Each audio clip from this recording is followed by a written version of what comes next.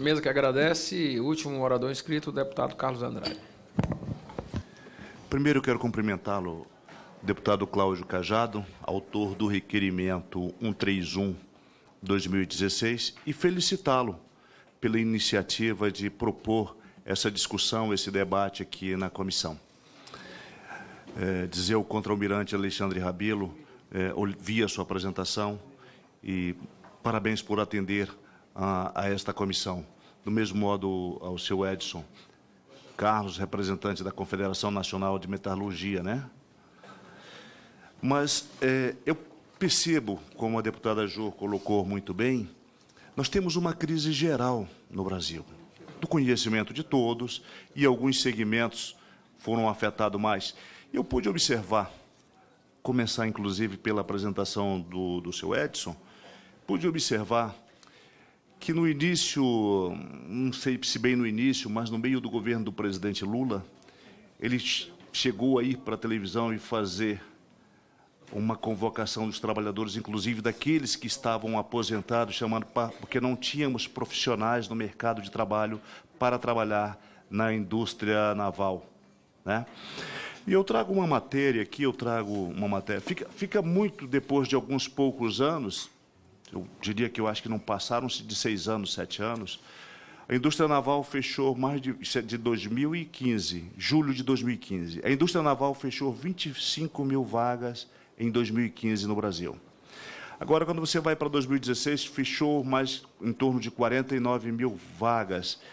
Então, quer dizer, parece um modismo, como se entra uma situação, você chama os trabalhadores, é brincar com a vida das pessoas e não leva, não tem uma prioridade para o investimento dentro de planejamento estratégico do Brasil. Nos parece assim. Da mesma maneira, até fazendo uma comparação, você tem, almirante Rabelo, nós temos o quê? 9 mil quilômetros de costa brasileira? 1.500? Muito próximo, né? E aí eu trago para uma reflexão isso, quer dizer, a prioridade que os governos dão para questões que são sérias e que deveriam ser prioridades. Se não a 0 a 1, a segurança. 80%, como falou o almirante Rabelo, 80% de tudo que circula, a produção que circula no Brasil, passa por esses meios de transportes, passa por essas áreas. Então, fica evidente para a gente a questão de prioridade dos governos, dos executivos que aí estão, porque não tem um planejamento estratégico, não tem um planejamento de pequeno, médio e longo prazo, né? Brinca-se, por exemplo, com a segurança nacional, a questão de investimento. Então, quer dizer, precisaríamos dar uma olhada, a comissão, nós da comissão, por isso eu falo, deputado Cláudio Cajado, muito importante a sua iniciativa de trazer isso para um debate na comissão. Acho fundamental, acho que prioritário, inclusive. Eu estou neste exercício, faço parte dessa comissão e fiz questão de vir aqui.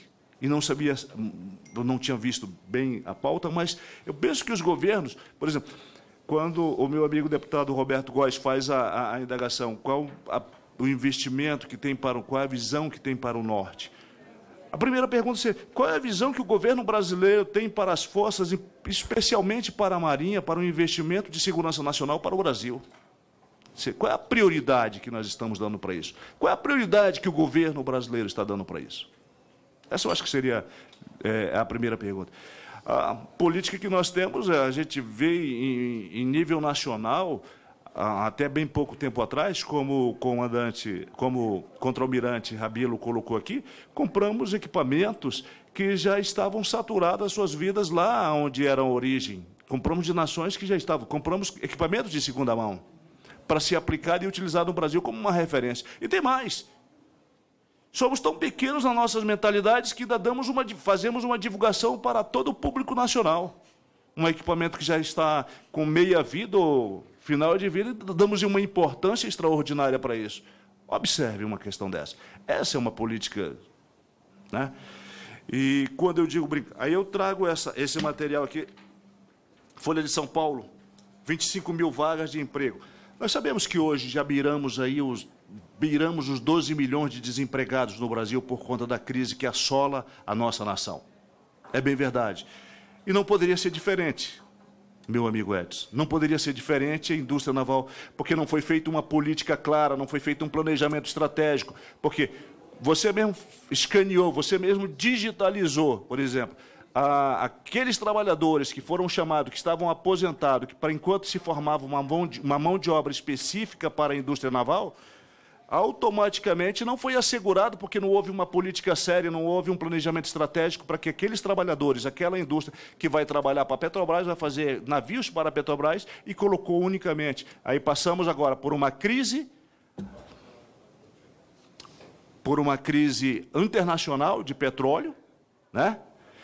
Assolada aí porque meteram a mão na Petrobras, uma empresa brasileira, e automaticamente vai afetar onde? Vai afetar a ponta, que na verdade é o trabalhador brasileiro, que na verdade está lá na construção, na metalurgia.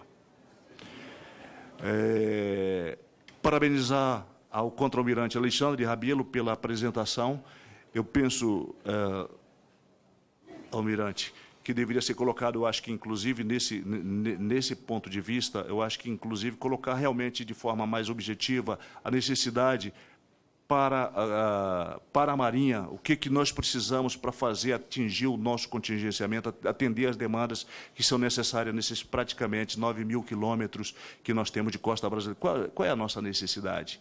E estabelecermos pelo menos as prioridades básicas aí. Primeiro e segundo, eu acho que a gente poderia, na apresentação, eu acho que esse é um comentário, não seria uma crítica, mas um comentário, até porque aqui é uma comissão que a gente está olhando e a gente vê desse ponto de vista. Eu acho que a gente poderia ter uma objetividade desse ponto de vista, quais seriam essas prioridades para a Marinha Brasileira. Muito obrigado, senhor presidente.